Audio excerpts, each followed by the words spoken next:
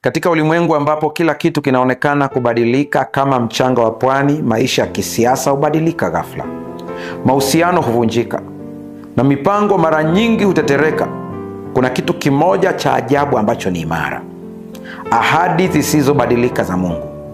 Tofauti na maneno ya wanadamu ambayo yanaweza kuwa ya kubadilika, yasiyoaminika, ahadi za Mungu zimesimama juu ya tabia yake ya milele na isiyobadilika. Biblia inamwelezea Mungu kama yule yule jana, leo na hata milele.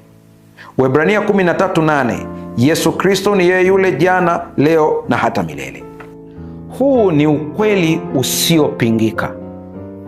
Tunasoma katika Biblia watu wengi wakiwa wametendewa maajabu na Mungu. Ibrahimu katika uzee anapata mtoto.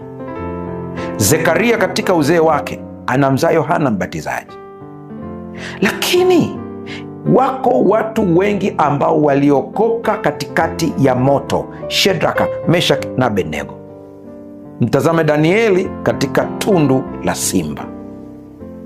Naaman mwenye ukoma anapokea uponyaji. Haya yote sio kwa ajili yao tu, ni kwa ajili yako pia. Tatizo liko wapi? Kwa nini leo hatuoni matokeo makubwa? Ni kwa sababu kuna sehemu tuna ujinga wa kiroho.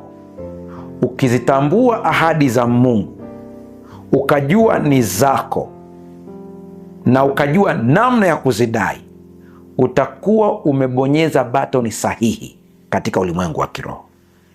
Kitabu hiki kitakufundisha, utajua namna ya kudai na utaona matokeo. Usikose kupata nakala yako. Piga namba ya simu inayopita hapo. Kwa walioko Dar es Salaam, piga simu hiyo. Walioko nje ya nchi ya Tanzania, piga simu hiyo hapo. Tumia ujumbe kwa WhatsApp, utaelekezwa namna ya kutumiwa kitabu hiki. Walioko Mwanza, namba ya simu hiyo hapo. Walioko Dodoma, piga simu hiyo hapo. Walioko mikoa mingine yote, huyu mtu wa Dar es Salaam atakuelekeza namna ambavyo atakutumia popote pale ulipo. Ukijua thamani ya kile kilichoandikwa hapa, hutakosa kitabu hiki. Mungu akubariki.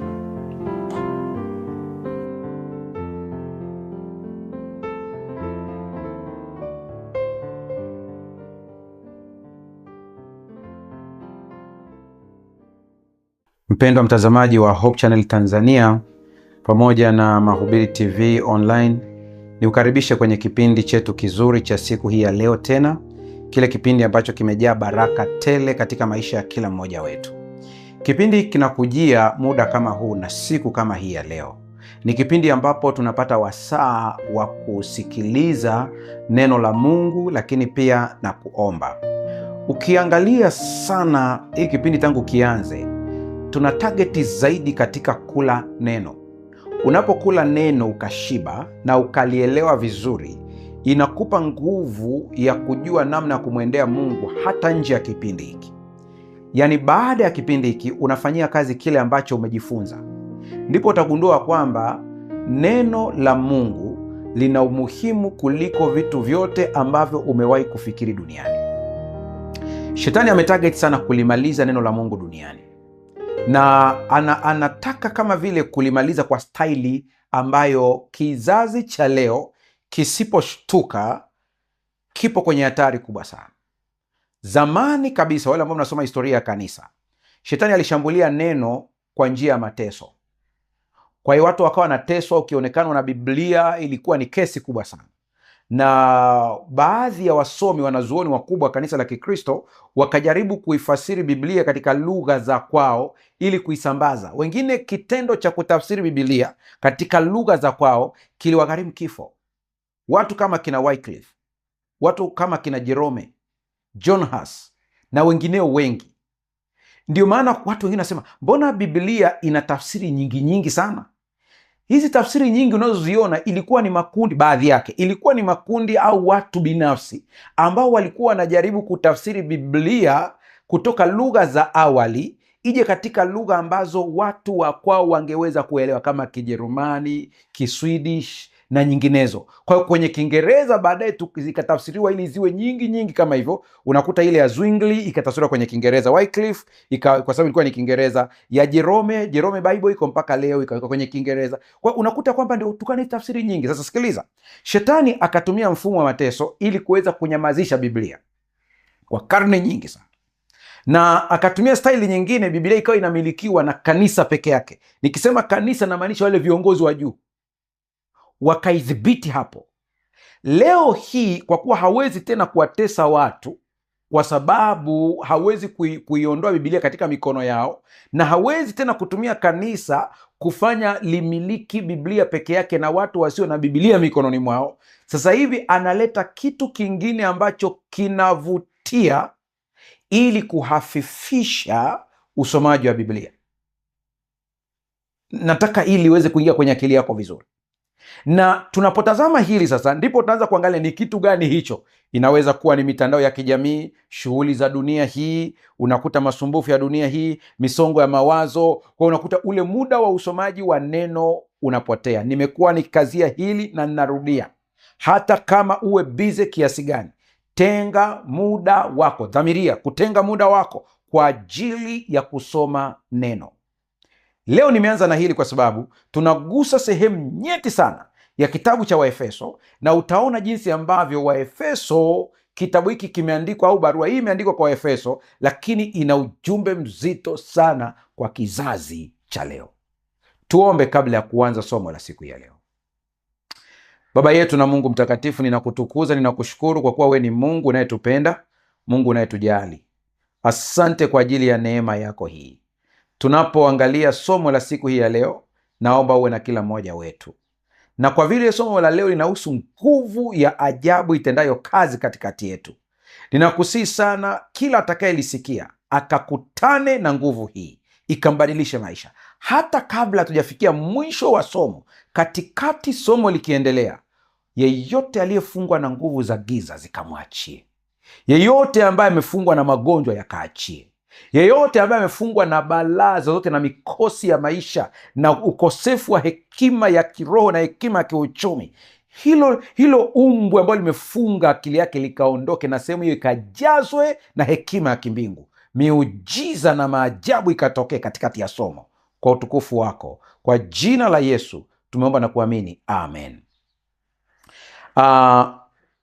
Somo la leo lina kichwa kinachosema kwa kadri ya nguvu itendayo ndani yako. Kwa kadri ya nguvu itendayo ndani yako. Tunaangalia kitabu cha Waefeso sura ile ya 3 fungu la 20. Waefeso sura ya 3 fungu lile la 20. Anasema, basi utukufu una yeye awezaye kufanya mambo mengi ya ajabu kupita yote tuyaombayo au tuyawazayo, kwa kadri ya nguvu itendayo kazi ndani yetu. Hili ni andiko ambalo ni nyeti sana. Ukilifuatilia kwa umakini, ukiwa umetulia akili yako vizuri, na ukiwa na sikio la kiroho, ili kuweza kuelewa kile ambacho Mungu anakizungumza siku hii ya leo. Kitabu cha Efeso kwanza, unapoangalia kwa mfano ili fungu la 20 katika sura ya 3, sio kwamba ni mfumo wa mashairi wa kuleta faraja kwa msomaji. Ni maneno mazito ya kithiolojia, lakini yenye nguvu ya kiroho kwa kila atakayeelewa. Kwa nini niseme kwa kila atakayeelewa? Biblia inasema ya kwamba kwenye kitabu cha Ibrania, utasoma kwa muda wako, lakini Waebrania sura ya 4 isome kwa muda wako, inaongelea kuhusu watu kuingia kwenye raha. Imetajwa sura ya 4 kwamba Yoshua kama angaliwapa raha asingalinena siku nyingine baadaye. Lakini kwenye kitabu cha Ibrania sura ya 4 pale kuna andiko moja linasema hivi: neno lile lililonenwa halikuwafaa kwa sababu halikuchangamana na imani. Mwandishi anaanza na maneno ya kwamba habari njema ilihubiriwa. Sisi pia tumehubiriwa habari njema kama wao, akiongelea Waisraeli. Anasema lakini maneno yale hayakuwafaa kwa sababu hayakuchanganywa na imani. Roho Mtakatifu akusaidia uweze kuelewa kinachokisema sasa hivi, maana kinasaidia sana kiroho. watu wanaweza wakasikia maneno wakiwa 10, lakini watu 2 pekee ndio wakafaidika katika lile neno, kwa sababu katika kufaidika katika lile neno kunaletwa na uelewa wa neno na kuliamini neno. Sikia hii, piga picha, walikuwepo wagonjwa wengi katika Israeli, lakini hawakuponywa wote. Ndio hata wakati Yesu anaongea mfano wa Naamani, anasema zama zile Naamani anaponywa ukoma wake, walikuwepo watu wengi ambao walikuwa na ukoma, lakini hawakuponywa isipokuwa Naamani.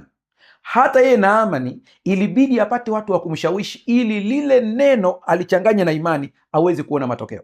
Vivyo hivyo kanisani, tunapoenda kanisani, neno linahubiriwa, kuna watu ambao wanasikiliza lile neno pale wanapohubiriwa na wanalielewa lile neno, wanachanganya na imani, wanapata matokeo, wanaona matokeo ya lile neno. Kwa hiyo ili neno liweze kuwa na matokeo katika maisha ya mtu, lazima lichanganywe na imani. Na imani ni nini? Ni kuwa na hakika ya mambo yatarajiwayo, ni bayana ya mambo yasiyoonekana. Wale ambao wanataka waone ndipo waamini hawatapata faida ya neno, ila wale ambao wanasikia na kuliamini neno ndio ambao wanaona matokeo, tena ya haraka sana, kwa sababu wanaona katika jicho la imani. Bado naendelea vizuri uweze kuona. Wakati Yesu anaenda kumponya yule mtoto wa ofisa ambaye alikuwa anaumwa, anaenda kumfufua, yuko njiani anaenda, umati mkubwa wa watu ukamfuata. Katika ule umati mkubwa wa watu kulikuwa kuna mwanamke mmoja ambaye alikuwa na ugonjwa wa kutokwa damu kwa muda wa miaka 30 na msongamano mkubwa wa watu ambao walikuwepo pale, walikuwa ni watu wengi wanamsongasonga Yesu, lakini mwanamke mmoja ambaye yeye alimgusa Yesu upindo wa vazi lake. Wakati mwingine akisubiri muujiza wa Yesu kufika nyumbani kwake, mmoja anagusa tu vazi na anapata matokeo pale pale. Bado mchungaji, unakumbuka kuna stori ya bwana mmoja ambaye pia naye alikuwa ni ofisa, akatuma watu kwa Yesu kwamba aje amponye mfanyakazi wake ambaye alikuwa ni mgonjwa. Akatuma watu waweze kuja kwa Yesu, lakini unakumbuka maneno ya Yesu ni hapa. Yesu alikuwa yuko tayari kwenda. Yule bwana aliposikia Yesu anakuja, anasema hastahili kukanyaga kwangu, yeye mwambie tu aseme neno kule alipo. Kwa hiyo alielewa nguvu ya neno. Unaona jinsi anavyolichukulia neno, anasema tamka neno tu huku atapona. Yeye analichukulia neno kama kitu kinachotumwa na kinaenda kufanya. Ndio maana anasema yeye akitamka neno, hapa ndipo uweze kuona jinsi ambavyo imani ina activate, inaachilia utendaji. Nimekuwa nikilisema hili mara kadhaa hata wakati nikihubiri kwa wale ambao mmekuwa mkifuatilia sana, ya kwamba tunapoenda mahali kwenye mikutano, kuna mtu anakuambia nahitaji kumuona mchungaji. Kuna mtu anakuja pale hata hajamuona mchungaji, unashangaa baadaye anakupa ushuhuda, nilikuja kusikiliza ili likatokea, nilikuja kusikiliza mwanangu akafungula, hii ikatokea. Hatujawahi kukutana naye. Hapo ndipo unaona kwamba kuna mtu alijilimiti yeye mwenyewe akasema mimi ili niweze kufungula mpaka nikutane na pastor. Amejifunga tayari. Kuna mtu yeye alikuja pale, mimi nikaa tu nikisikiliza neno nitaona matokeo. Huyu bwana yeye alijua, ndio maana anasema litume neno. Sikia maneno ya Yesu. Yesu akasema sijawahi kuona mtu mwenye imani kama huyu. Usije ukasawa Ibrania sura ya 4 ambapo anasema lile neno halikuwafaa kwa kuwa halikuchangamana na imani. Kwa ili uweze kuona matokeo ya neno ni mpaka uweze kulichanganya na imani. Turudi kwenye Efeso sura ya 3 fungu la 20. Anasema basi utukufu na yeye awezaye kufanya mambo mengi, zingatia mambo mengi ya ajabu kupita yote tuyaombayo au tuyawazayo, kwa kadri ya nguvu itendayo kazi ndani yetu. Kwa yoyote ambayo tumeyasema hapa juu, kufanya mambo mengi, kufanya mambo ya ajabu kupita tuyaombayo au tunayoyawaza, kigezo cha kutenda yote haya ni kadri ya nguvu itendayo kazi ndani yetu. Kwa lazima uweze kuijua hii nguvu itendayo kazi ndani yetu. Unapoielewa hii nguvu, ndipo haya ambayo tumeyasema hapa juu yanakwenda kutokea na kuona matokeo makubwa. Nilikuwa nafundisha kuhusu matoleo ya sadaka mara kadhaa, nimelisema sana hili. Mtu ambaye anachukulia sadaka na zaka kama mchango kanisani hawezi kuona au kupata faida ya sadaka na zaka. Lakini mtu ambaye anachukulia matoleo ya zaka na sadaka kama ibada kwa Mungu, huyu mtu ataona matokeo ya ile ibada. Sikiliza nikwambie, hakuna ibada yoyote kwa Mungu ambayo mwanadamu ataifanya kwa moyo ataondoka katika ile ibada bure. Mungu ni mwaminifu na ahadi zake ni za kweli. Ukiangalia kwa mfano amri 10 za Mungu, amri 10 za Mungu zote ukizitazama ni faida ya kwetu sisi. Kila amri ukichambua moja baada ya nyingine, anayefaidika ni sisi, inatuletea faida kwetu sisi. Tuje kwa habari ya kazi. Biblia inasema siku sitafanya kazi, utende mambo yako yote, lakini siku ya saba ni sabato ya Bwana Mungu wako. Kuna mtu anapumzika siku ya sabato kama amri ya Mungu, kuna mtu anapumzika siku ya sabato kama ibada kwa Mungu. Ni watu wawili tofauti. Lakini pia angalia, amri ya sabato inatanguliwa na amri ya kufanya kazi. Kuna mtu anafanya kazi kama wajibu, kuna mtu anafanya kazi kama ibada. Huyu mtu ambaye anafanya kazi kama ibada atafanya kazi na kuona baraka na matokeo ya kazi. Mungu atusaidie tuweze kulielewa hili. Twende zaidi hapo, nakupa tu mfano huu ambao utauelewa zaidi katika maisha. Nenda kaangalia katika hizi huduma za kijamii ambazo tunazifanya. Kuuza duka, umeamua kuanzisha duka, nyumba ya wageni, natoa tu mfano huo. We ni dereva wa magari, umeanzisha gari lako kwa ajili ya kubeba abiria. Taja kazi yoyote ambayo unaifanya. Kila kazi ina matunda yake ya mwilini, ina matunda yake ya rohoni. Utavuna vitu vya mwilini, utavuna vitu vya rohoni. Mtu ambaye anafanya kazi ya udaktari kwa lengo la kupata kipato, huyu mtu ana mzigo mkubwa. Atapata pesa lakini atateseka, hata furahia kazi ya udaktari. Lakini mtu ambaye nia yake ya kusoma udaktari asema nikiwa mkubwa, kama watoto wanavyosema, au nataka nifaulu vizuri PCB ili niwe daktari nisaidie watu, huyu mtu ana baraka kubwa katika maisha yake. Na nikwambie, kama kuna watu ambao wana kazi ngumu ni madaktari.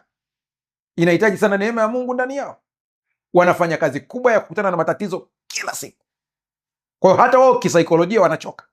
Lakini daktari yeyote ambaye ni mcha Mungu anajua kwamba ile kazi anaifanya kama ibada kwa Mungu ili aweze kuleta mema kwa jamii. Ana baraka, hata mwili ukiwa umechoka, Roho Mtakatifu anamburudisha kwa sababu anagusa jamii.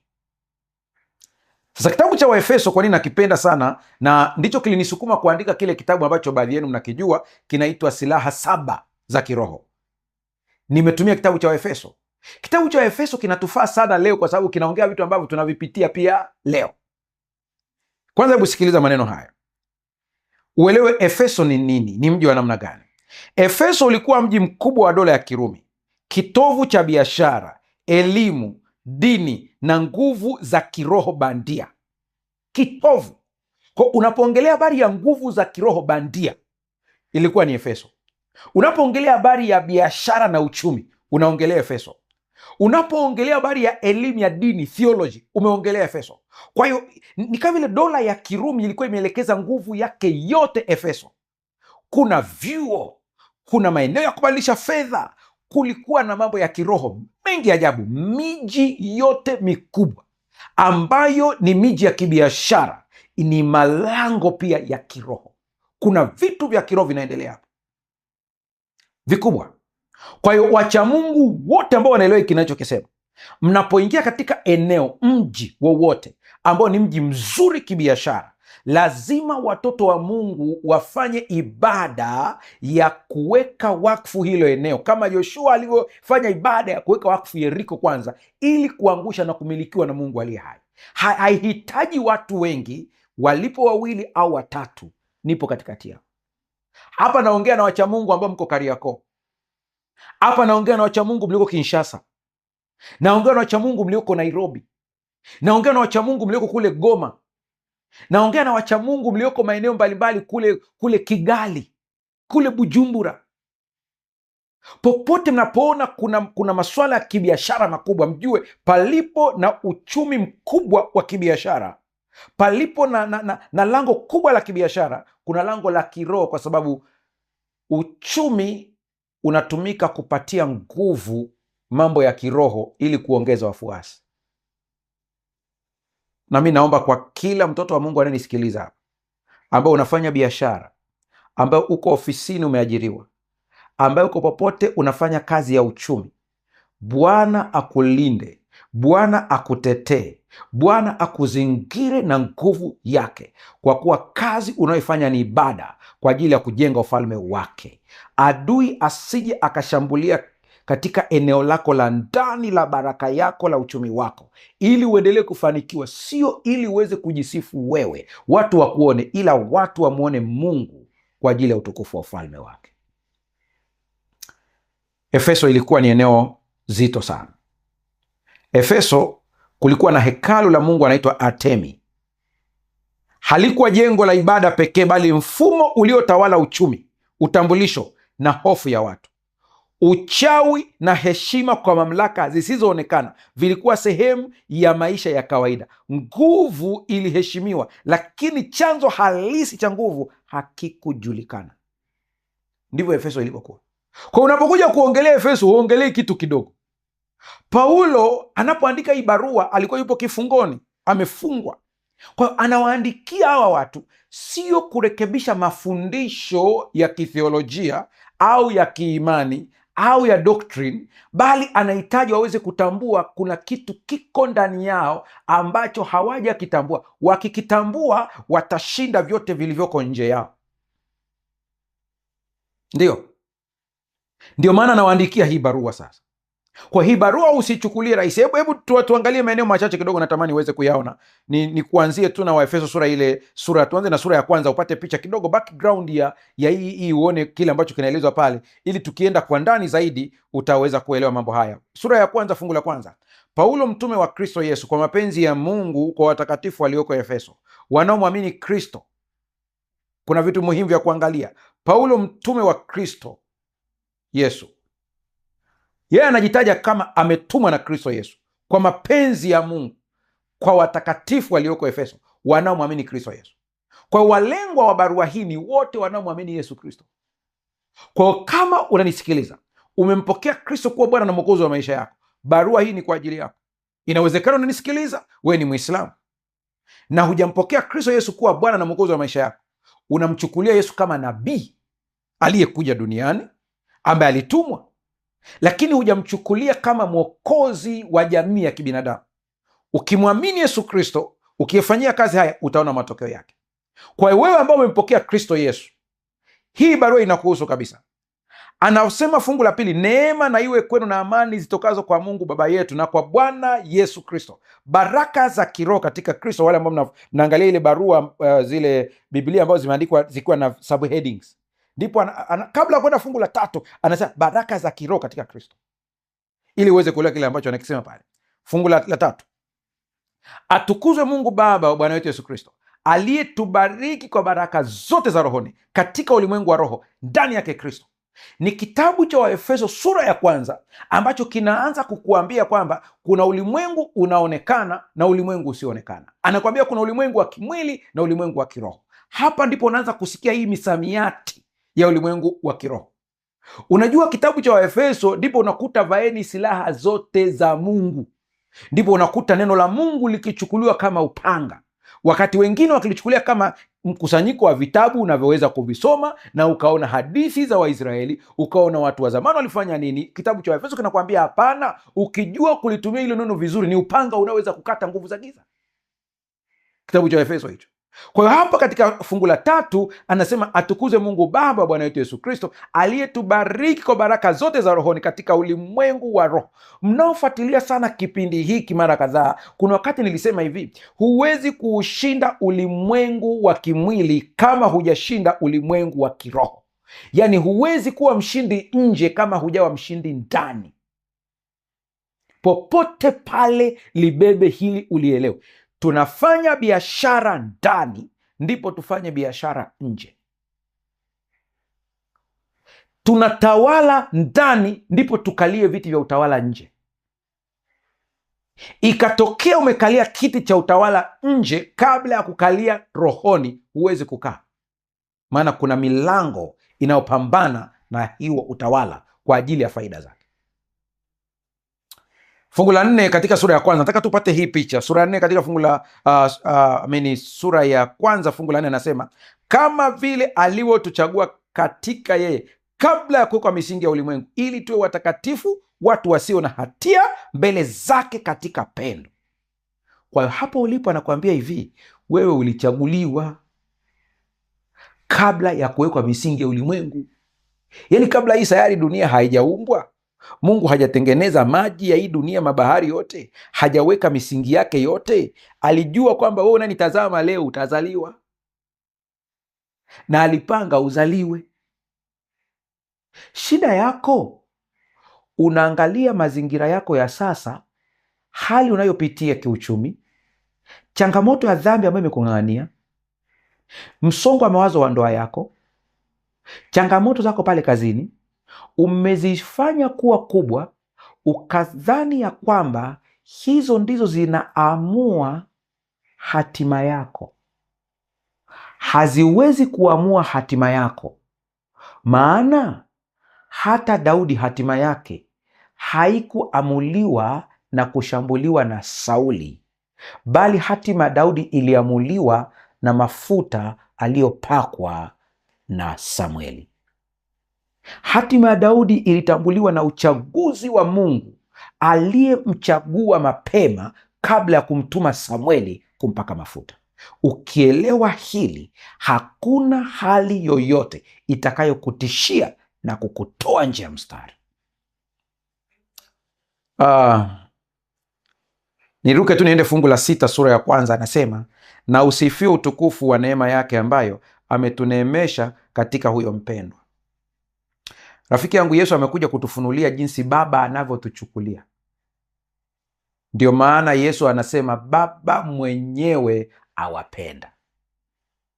Kwa hiyo Yesu amekuja kutuambia, mliambiwa baba yenu ni adui yenu kwa vile mko ABCD. Ukweli ni kwamba baba yenu anachukia matendo yenu maovu, hajawahi kubadilika, ila anawapenda ninyi. Kwa hiyo anahitaji ashughulike na dhambi iliyoko ndani ili akutengeneze wewe. Mungu atusaidie sana tuweze kuelewa hili. Sura ya 2 anawaambia Waefeso, ninyi mlikuwa wafu huko zamani, lakini sasa mmekuwa hai. Anataka kuwaambia msije mkaishi tena katika historia ya zamani. Kuna watu hapa unavyonitazama, unaishi katika historia ya zamani. Nilikuwa. Hiyo isikutawale tena. Angalia jinsi ulivyo leo katika Kristo Yesu. Wewe umekuwa kiumbe kipya, umeshabadilika. Paulo anapowaambia Waefeso, anapoandikia Waefeso barua katika sura ya 2, anawaambia kwamba hata yeye pia alikuwa hivyo zamani, lakini leo hii ni mwingine kabisa. Ndipo tunaingia sura ya 3 sasa. Sura ya 3 anaposema, kwa sababu hiyo mimi Paulo ni mfungwa wa Kristo Yesu kwa ajili yenu ninyi mataifa, ikiwa mmesikia habari ya uwakili wa neema ya Mungu niliyopewa kwa ajili yenu, ya kwamba kwa kufunuliwa nalijulishwa siri hiyo, kama nilivyotangulia kuandika maneno machache. Fungu la 4, kwa hayo msomapo mtaweza kutambua ufahamu wangu katika siri yake Kristo. Kama kuna mitume katika Biblia wa Agano Jipya ambao walijua siri ya Kristo amekuja kufanya nini, ilikuwa ni Paulo. Paulo amefungwa kwa ajili ya Injili, lakini yuko huru kiroho. Haleluya, yuko huru kiroho. Usije ukatishiwa na maisha yako ukamsahau Mungu wako alivyo mkubwa. Hebu sikia, Waefeso sura ya 3. Kabla ya kuitazama, tunaangalia muktadha wake, lakini kuna vitu vitatu muhimu natamani uweze kuvielewa siku ya leo, msikilizaji na mtazamaji. Jambo la kwanza muhimu, waimarishwe kwa nguvu katika utu wa ndani. Ndio ujumbe wa Paulo. Paulo anasema waimarishwe kwa nguvu katika utu wa ndani. Utu wa ndani. Kuna kitabu kimoja kimeandikwa na Ellen White kinaitwa Adventist Home. Kina majina mengi. Yeye huu utu wa ndani ameuita kwenye kile kitabu ni hekalu la ndani. Paulo anawaambia Waefeso, mkihitaji muweze kuwa imara na kuona matokeo, hebu lisheni utu wa ndani sana.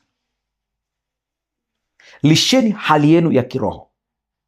Jambo la pili Paulo ambalo anahitaji walibebe waweze kulielewa watu wa Efeso, na wewe pia ulibebe uweze kulielewa, anasema Kristo akae mioyoni mwao kwa imani.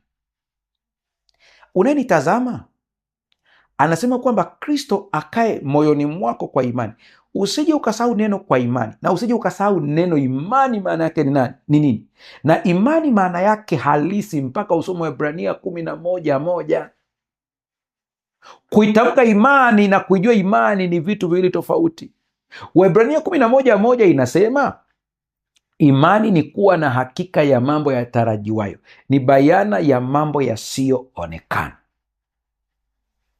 Kuna wimbo mmoja ambao tunauimba katika nyimbo za Kristo, sijajua kwamba kwenye tenzi za rohoni upo, lakini ule wimbo unasema, tawala ndani yangu, Yesu mfalme, uwe kwangu majibu kwa maswali yote, uishi ndani yangu, kiongozi. Kama nitakuwa sijakosea lyrics yake. Wewe ambao unanitazama sasa hivi, nguvu za giza zimekuhangaisha sana. Umeombewa na bado unaona kwamba zinakusumbua. Kristo akae ndani yako kwa njia ya imani. Wakati mwingine nimesema badilisha staili unayoomba.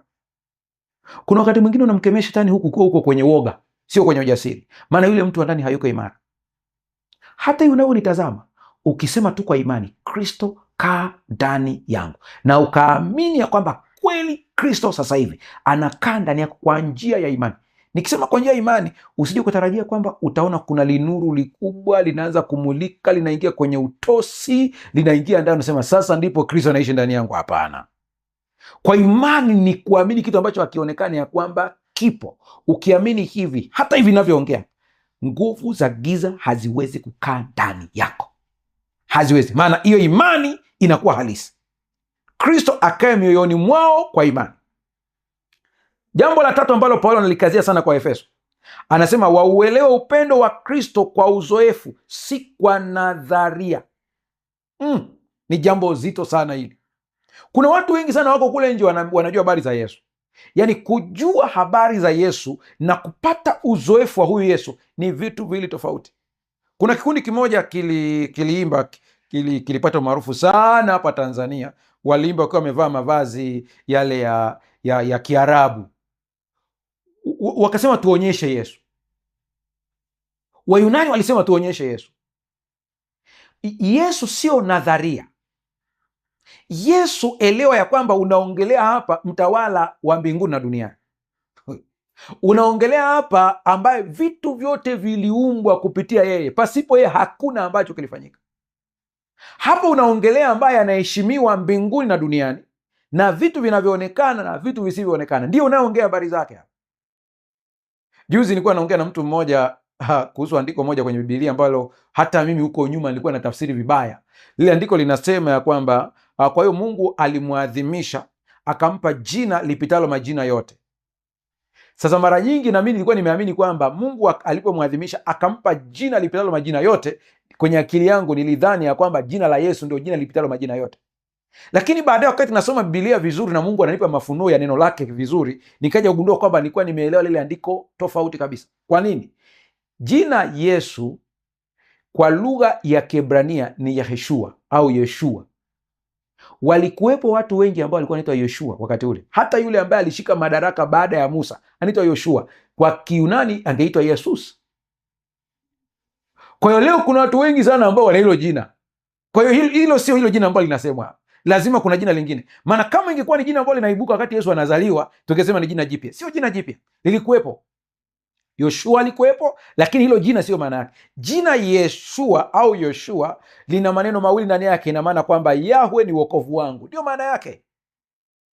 Ni sana mimi ukisema jina David lina maana yake.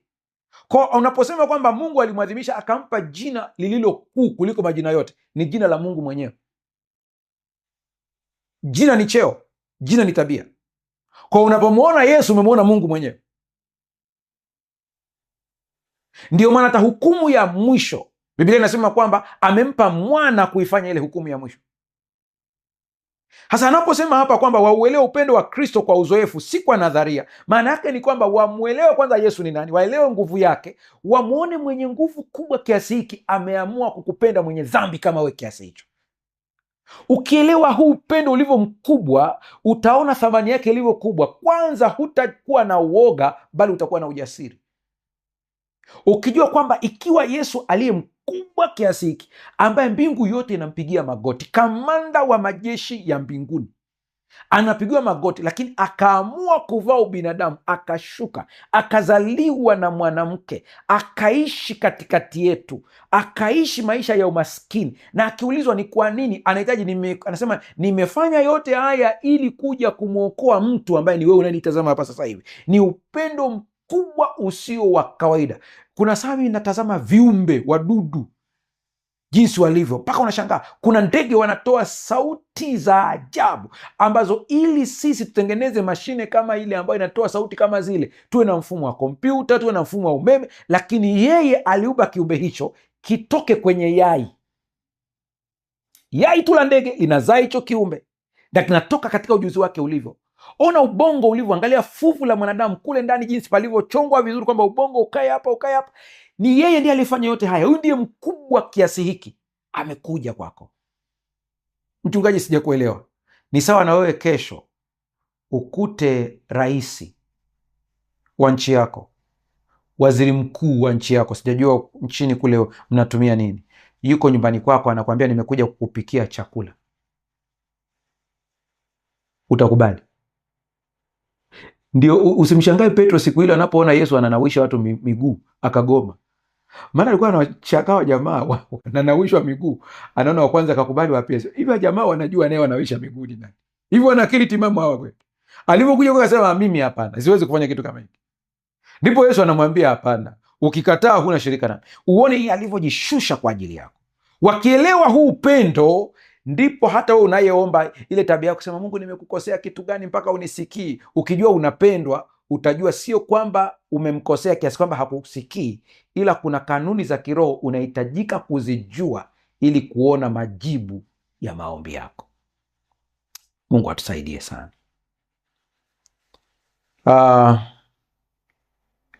Rafiki yangu, nguvu itendayo kazi ndani yako ni ipi? Ambayo tunasema yale majibu yote ambayo tunasema pale juu ni kwa kadi ya nguvu itendayo kazi ndani yako ni ipi? Sikiliza vizuri maneno haya. Nguvu inayozungumziwa hapa ni kazi ya Roho Mtakatifu ndani ya muumini, si nguvu ya hisia wala nguvu ya akili. Ni nguvu ya Mungu inayobadilisha mtu wa ndani kabla haijabadilisha mazingira ya nje. Hii nguvu ukitazama katika lugha ya mkoloni, kuna neno ya Mgiriki, kuna neno ambalo alilitumia pale, nilipenda sana katika maneno ambayo ameyatumia. Ngoja nione kama nitalipata. Ni neno dunamisi. Dunamisi linamaanisha nguvu hai izalishayo matokeo. Unajua neno dunamisi ndio tulipata wale waendesha baskeli, wanajua kwamba wakati unapoendesha baskeli usiku, kuna kaduasha kama kakikombe kanaitwa dynamo. Kale ka dynamo kuna namna unakaunganisha namna hii kwenye tairi la baiskeli, kanazunguka, kanazalisha umeme. Ndiyo maana ya neno dynamo, dunamisi. Nguvu itendayo kazi ndani yetu ni nguvu ambayo iko ndani yetu ya Roho Mtakatifu, sio hisia, ni halisi. Ni nguvu ya Roho Mtakatifu ambayo inabadilisha yule mtu wa ndani. Huyo mtu wa ndani akibadilika, chochote cha nje hawezi, yani hakiwezekani kikakushinda. Mungu atusaidie sana tuweze kulielewa hili.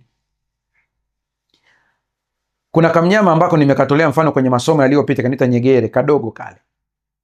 Kale kamnyama kadogo kanapambana mpaka na simba.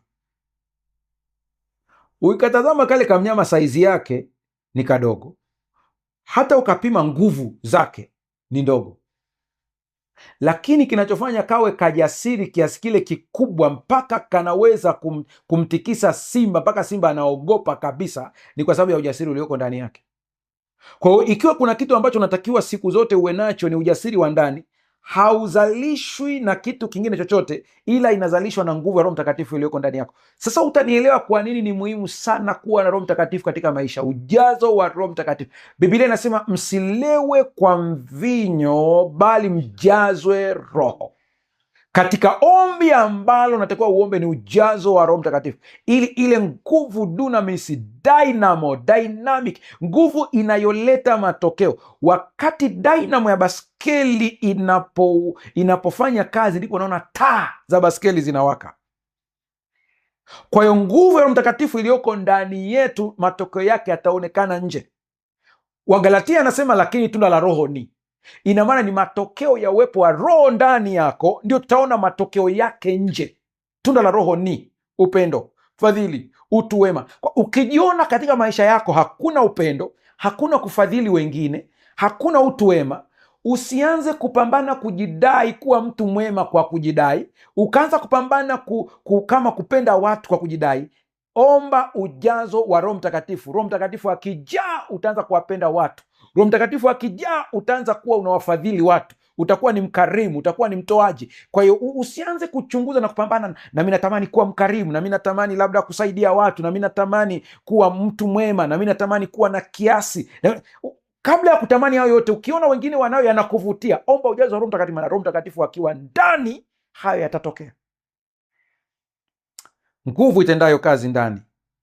Kitabu cha Matendo ya Mitume sura ya 1 fungu la 8 anasema, lakini mtapokea nguvu akiisha kuajilia Roho Mtakatifu. Mtapokea nguvu akiisha kuajilia Roho Mtakatifu. Kwa hiyo nguvu haiji kama Roho hajaja. Njoo kwenye karama za Roho, zawadi za Roho: uponyaji, miujiza, kunena kwa lugha, tafsiri za lugha, huduma, uimbaji, uinjilisti, uchungaji, ualimu. Ni matokeo ya uwepo wa Roho Mtakatifu. Kwa hii nguvu ambayo inasemwa hapa, ambayo ndio itasababisha vitu vingi viweze kutokea, ni uwepo wa Roho Mtakatifu ndani. Wale ambao mmeangalia somo lililopita, mlilitazama, najua Jumatano iliyopita hatukurusha live, lakini tulikuwa na somo lingine. Lakini wale ambao mliangalia somo lingine, niliongea habari ya watoto wa familia moja kwenye kitabu cha Matendo, ambapo hawa mabinti walikuwa na karama ya kutambua mambo ya mbele kabla hajatokea. Ile haitokani na kitu kingine chochote isipokuwa Roho wa Mungu ndani yake. Sasa usije ukachanganya na hawa wengine manabii wa uongo. Manabii wa uongo kuwachunguza kwa kina sana, ambao leo hata kama ni Mkristo, anaweza kuwa Mkristo lakini akawa nabii wa uongo. Anaweza kuwa mganga na akajidai anajua mambo ya mbele. Wale watu ukiwatazama vizuri ni wabashiri, sio waonaji. Mwonaji anabashiri. 2025 nilisema haya maneno kwa wale ambao mnakumbuka. Palitokea ubashiri mwingi sana. Mwingi ulitokea hapa, ubashiri mwingi sana. Wengine mpaka viongozi wa dini wakabashiri sana. Wakabashiri, wakaweka maneno mazito kuhusu Tanzania. Siku moja mtu mmoja akaniuliza, mchungaji wewe unasemaje? Nikamwambia, utaona tukivuka mwaka huu, mwaka tuanza tu ukianza utaona mengi sana. Lakini uhalisia ni kwamba tunawabashiri lakini hatuna waonaji. Na mtaprove mtakapoona yale ambao wameyasema wao hayatatokea kama walivyosema, ila wanaweza wakatwist maneno ili ionekane kama walikuwa wako sahihi. Kuna tofauti ya ubashiri na muonaji. Roho Mtakatifu akiwa ndani ya mtu anaweza kumuonyesha vitu vile vya kule mbele kama vilivyo, na lengo la kuonyesha mambo ya mbele sio ili kuonyesha kwamba mbaga anaweza kuona, ila ni kusaidia watu wasipatwe na madhara. Hilo ndilo lengo, waweze kuepuka kile kinachokuja. Mnakumbuka kule nyuma pia nilisema kwamba kuna wakati huwezi kubadilisha matokeo, huwezi kubadilisha tukio, lakini unaweza ukabadilisha matokeo. Kwa mfano Mathayo 24, wakati Yesu anapoongea juu ya matukio ambayo yangekuja mbele, anasema ombeni ili kukimbia kwenu kusio wakati wa baridi au siku ya Sabato. Alikuwa anaongelea habari ya tukio ambalo lilikuwa linatokea mwaka wa 70 AD baada ya yeye kupaa. Akajua ikiwa ni wakati wa baridi watavamiwa, watamalizwa. Ikiwa ni wakati wa Sabato watakutwa wakiwa kwenye ibada. Kwa hiyo tukio halikubadilishwa, ila anasema ombeni ili litokee katika majira ambayo mnaweza mkajihami. Mungu atusaidie sana.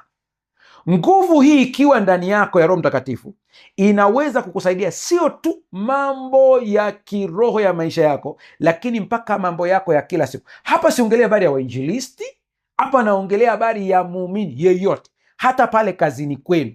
Ukiwa na hii nguvu itendayo kazi ndani, nguvu ya Roho Mtakatifu ndani yako, kuna wakati Roho wa Mungu atakuongoza kuandaa speech au taarifa ya kazini ambayo hata ikisomwa anayeisikiliza ina nguvu ya ajabu na kuielewa mpaka mabosi wanashangaa.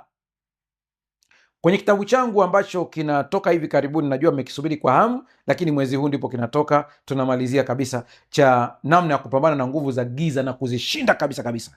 Nimeelezea sehemu moja katika sura moja hapo, nimeelezea mashambulio ya nguvu za giza katika eneo la kazi au vifaa, ambapo utakuta kompyuta inasumbua, utakuta sio kitu gani kinasumbua, na namna ya kuivunja ile nguvu. Kwa hiyo wakati mwingine Mungu anaruhusu yatokee, lakini anatufundisha namna ya kuziondoa, kuzi-intercept, kuziondoa, kuzisambaratisha kabisa kabisa. Unaweza ukaombea kompyuta yako, unaweza ukaombea simu yako, unaweza ukaombea deski lako ambalo unafanyia kazi. Lakini yote haya utayawezaje kujua kwamba sasa hivi inatakiwa niweze kuombea deski, kwamba tatizo hili sio mechanical? Maana iwezekani kwamba deski lako kuna msumari kule chini hauko vizuri, kwa ukianza kufanya kazi inadondoka, unaweza kukemea, itakuwa ni matatizo. Shughulika na msumari, tengeneza msumari. Lakini kuna saa kuna vitu vinatokea kazini mpaka unajiuliza kila kitu iko sawa, lakini mbona mambo hayaendi?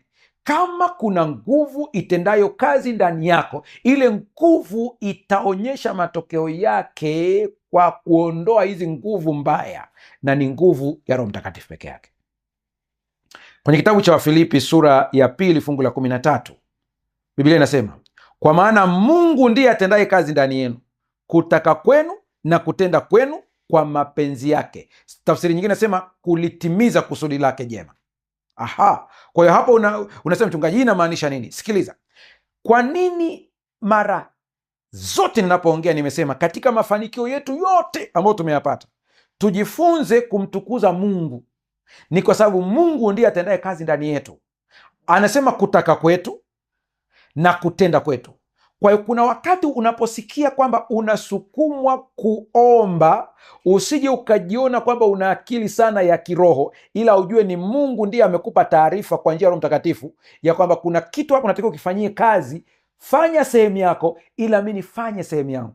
Mtu mmoja akaniambia, mchungaji, kama ni hivyo namuomba Mungu, Mungu huyo tena ndiye ambaye ananiongoza mimi kuomba, mbona kama hii kitu ni ukati? Mbona kama hakikai sawasawa? Ni hivi, ukielewa sheria za kifalme ndipo utajua kwa nini hii inatokea.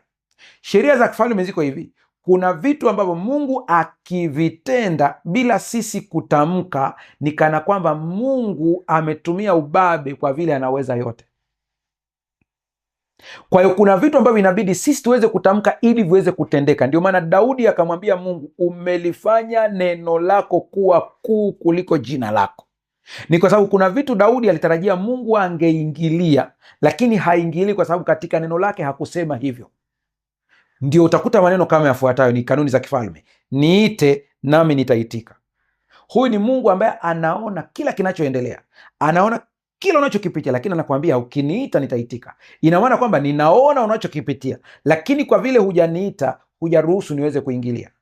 Kwa unapoona huko anasema kwamba ni Mungu atendaye kazi kwenu, kutaka kwenu ndani yenu, kutaka kwenu na kutenda kwenu, maana yake ni kwamba huyu Mungu huyu anaona kabisa kuna kitu ambacho unatakiwa utamke ili kitendeke, lakini kwa sheria za kifalme haruhusiwi kuingilia kati mpaka wewe utamke. Anachofanya ni nini? Kwa njia ya Roho Mtakatifu anakuletea wazo la kuomba. Ukilipuuza, alafu anapokuletea wazo la kuomba, anakupa nia ya kutenda. Anapokupa nia ya kutenda, anakupa nguvu ya kutenda. Wow, huyu ndiye Mungu tunayemtumikia.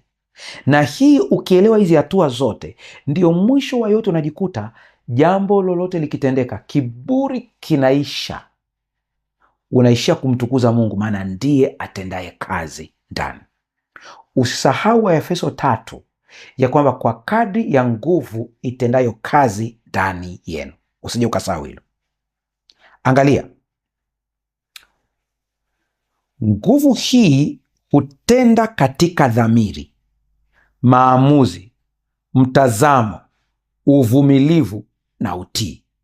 Mungu huanza ndani, kwa sababu kile kinachojengwa ndani ndicho kinachoweza kubeba kile kinachokuja nje.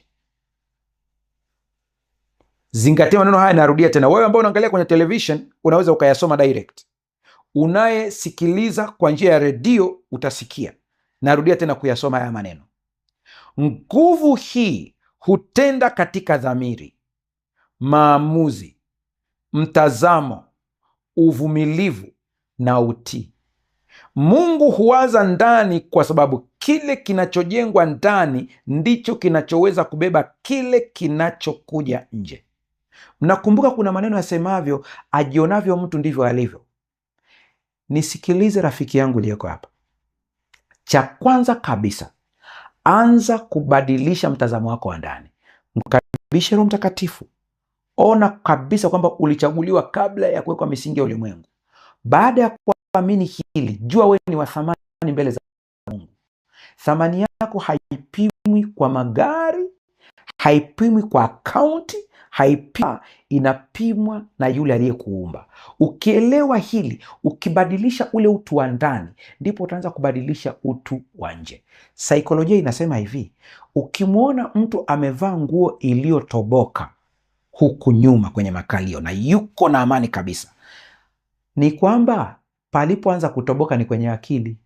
Yale ni matokeo. Ndio mtu yeyote. Hujawahi kuona, kuna video moja, nadhani huenda umeshaiona hata na wewe, ya mlemavu wa miguu na mikono, anafanya kazi ya kukata majani shambani, anakata majani ili aje kulima. Mtu mwingine ni mlemavu, ana mkono mmoja mzima, ana mkono mmoja uliolemaa, ameamua kuwa ombaomba barabarani, anatumia huu mkono mzima kuomba, anaonyesha huu mkono mwingine kama mtaji wa kuomba. Lakini kuna mtu ana mgogoro kwenye miguu na mikono yake, lakini anafanya kazi, anapata fedha kwa jasho. Tatizo sio viungo, tatizo ni mtazamo. Badilisha mtazamo. Sikia hili likusaidie kwenye maisha yako. Unataka ufanikiwe katika maisha yako, ufikie kile kiwango ambacho Mungu alikusudia uwe, kuwa na muda mwingi wa kuangalia kilichoko ndani kuliko kuangalia wengine. Moja ya dalili kubwa ya kwamba unaporomoka na unapoteza kusudi la wewe kuzaliwa ni hii: uko bize kujadili watu, uko bize kuangalia fulani yukoje, uko bize kuangalia fulani leo amevaaje, uko bize kuangalia na kujadili fulani biashara yake inaendaje. Ukikutana na watu wanaojadili mambo kama hayo, wamezunguka, uko kwenye magrupu ambao unakuta watu story ni kujadili watu. Umeona fulani kanunua gari jipya bwana, sijui hela anatoa wapi. Ukiona hapo kwenye, mnaanza kuporomoka na kupoteza mwelekeo wa kwa nini ulizaliwa. Na kwa taarifa yako, wakati huna chochote, hakuna anayeuliza kwa nini huna. Ukianza kupata, ndipo anauliza ulitoa wapi pesa.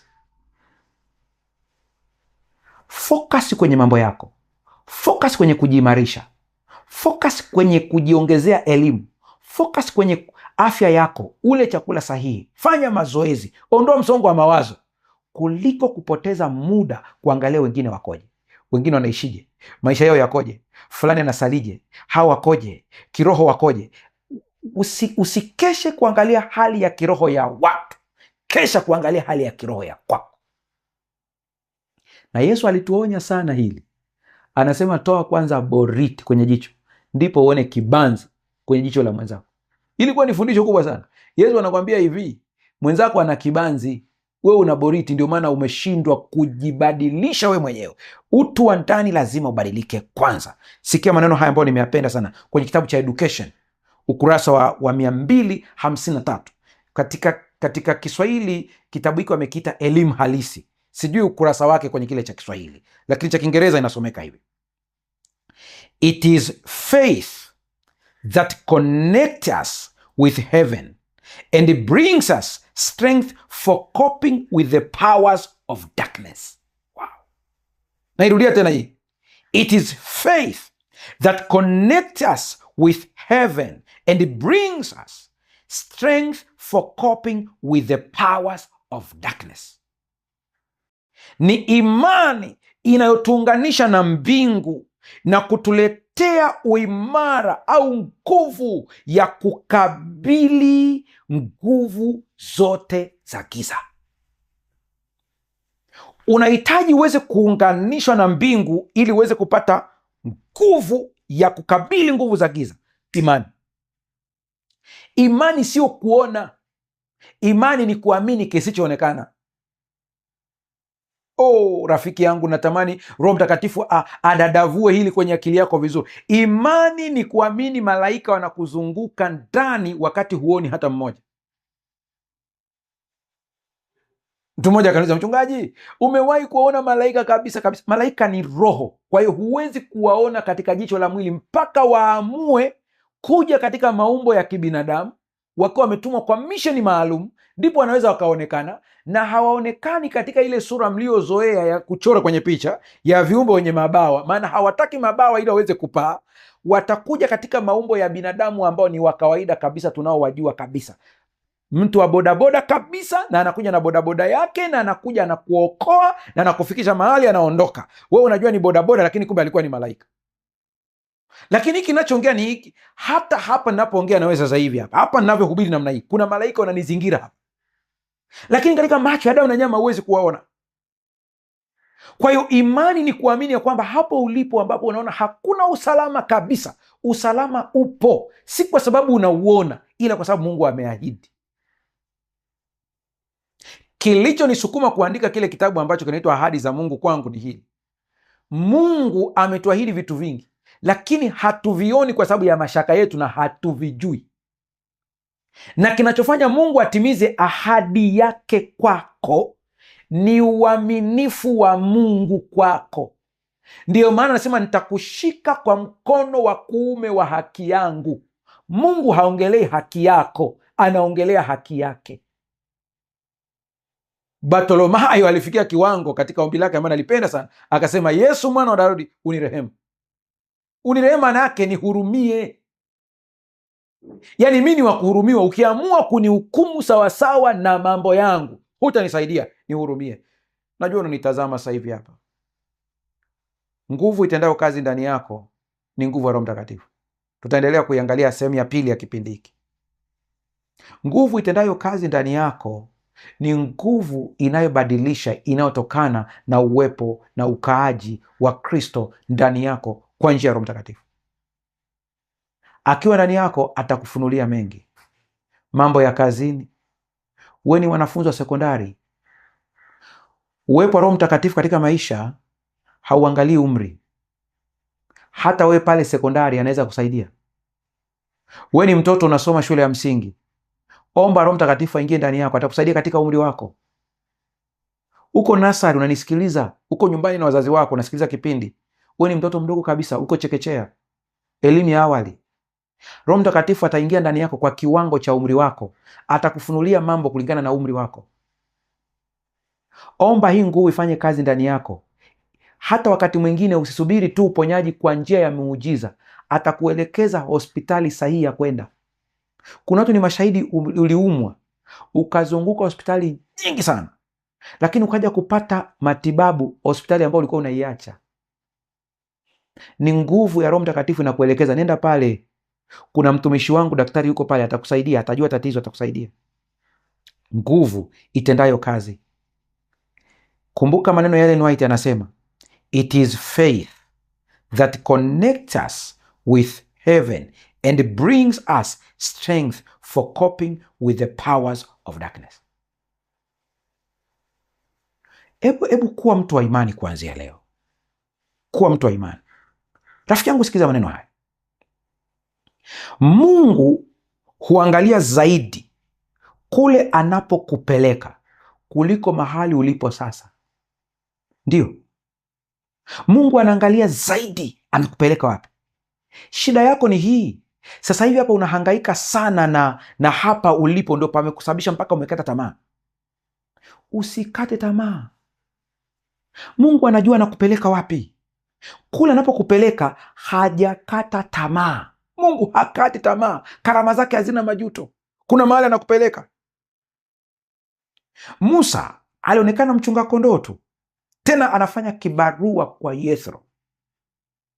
Unajua, ukisoma maisha ya Musa vizuri utagundua kwamba Musa alikuwa ni mtu aliyekata tamaa mwanzoni.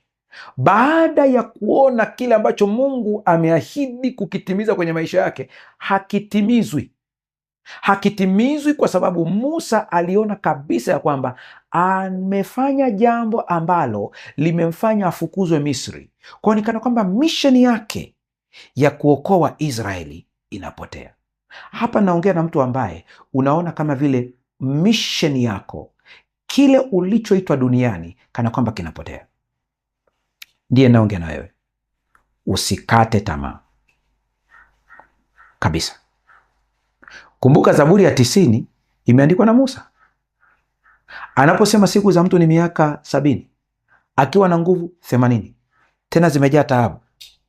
Utufundishe kuzihesabu siku zetu.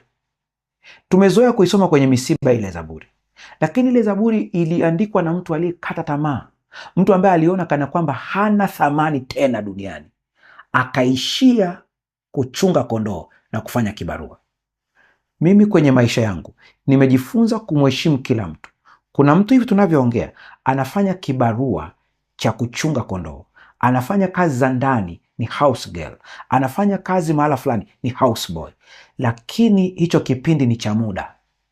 Mungu anampeleka mahala fulani, na mtu huyo huenda ni wewe. Kuna mtu Mungu ameahidi kukufikisha mahala fulani. Sikia nikwambie, kwenye sehemu ya pili ya somo hili tutaona jinsi ambavyo Mungu ana barabara ya kuwapitisha watu, na wakati mwingine ile barabara jinsi ilivyo ngumu, Mungu anajua kwamba akikuonyesha hii barabara mapema ukaiona jinsi ilivyo, unaweza ukaogopa safari.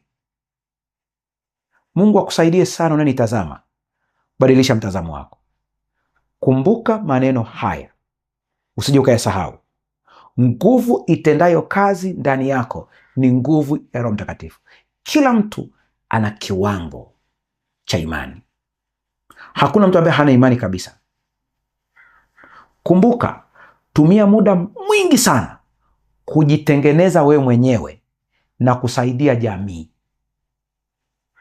Tumia muda mwingi sana kumuuliza Mungu, niko hapa kwa ajili gani? Usisahau, Mungu hawezi kuahirisha mpango wake kwako kwa sababu tu ya jinsi ulivyo sasa. Anaangalia kule anapokupeleka. Atafanya kila namna kukutengeneza sasa ili uweze kufaa kwa kile alichokuita. Tunapoingia kwenye maombi sasa, omba ujazo wa Roho Mtakatifu.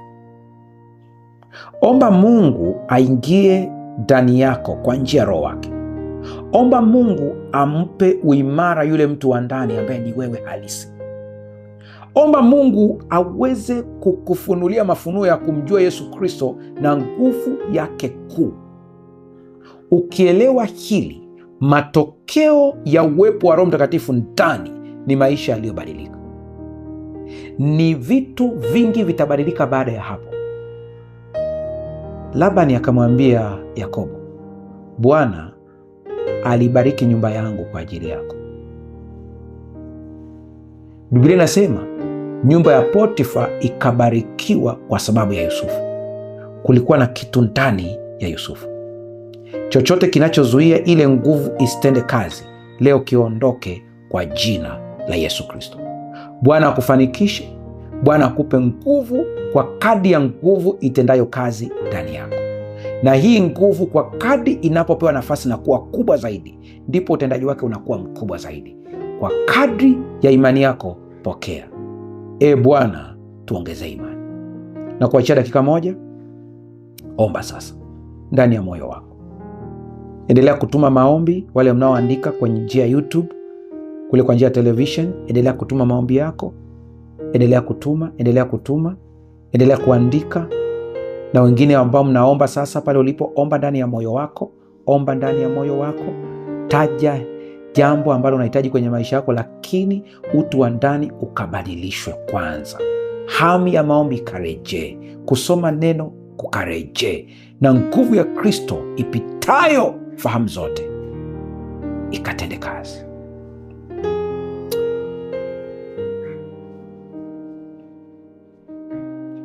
Tuombe. Baba, katika jina la Yesu ninakushukuru kwa ajili ya mtoto wako huyu. Namleta mikononi mwako.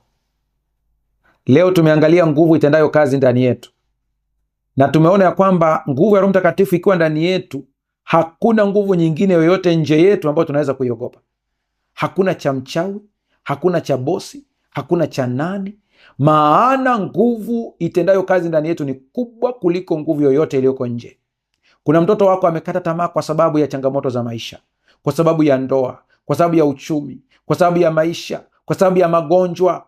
Ninakusihi leo ukafufue tumaini ndani yake na akaone matokeo makubwa ya nguvu itendayo kazi ndani yake, nguvu ya Roho Mtakatifu ambayo itatenda makubwa kuliko aliyoyaomba, kuliko aliyoyawaza, kuliko aliyoyatamka. Ukamshangaze mtoto wako kwa baraka za rohoni, naye akakiri hakika Mungu yupo katikati yetu.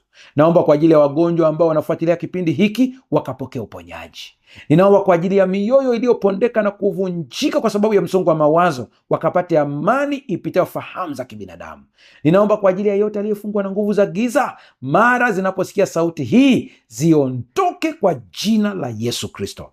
Ninakutukuza mfalme wa amani, kwa kuwa unatenda na utatenda makubwa kuliko tuombayo. Kwa jina la Yesu tumeomba na kuamini, amen.